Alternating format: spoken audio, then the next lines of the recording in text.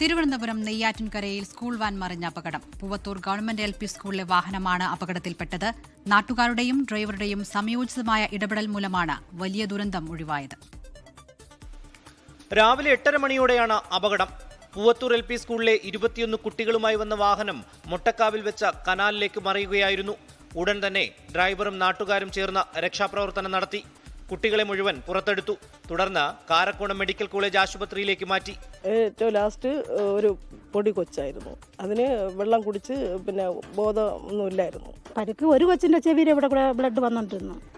പിന്നെ ഒരു കൊച്ചിന് അത് ലാസ്റ്റാണ് കിട്ടിയ ഒരു കൊച്ച് തീരെ പൊടി കൊച്ച്. അത് കുഴഞ്ഞു പോയായിരുന്നു. എടുത്തപ്പം തന്നെ കുഴഞ്ഞു പോയായിരുന്നു. വാഹനത്തിന്റെ സ്റ്റിയറിംഗ് റാഡ് പൊട്ടിയതോടെ നിയന്ത്രണം നഷ്ടപ്പെട്ടു.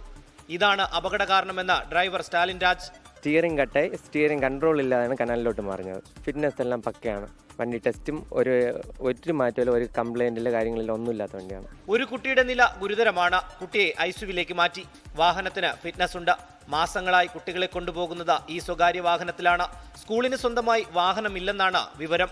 24 തിരുവനന്തപുരം. ലോകത്തെവിടെയായാലും ഏത് സമയത്തും 24 വാർത്തകളും ഓഗ്മെന്റഡ് റിയാലിറ്റി പാക്കേജുകളും എക്സ്പ്ലെയിനറുകളും വിശദമായി കാണാൻ ഞങ്ങളുടെ YouTube ചാനൽ നിങ്ങൾക്ക് സബ്സ്ക്രൈബ് ചെയ്യാം.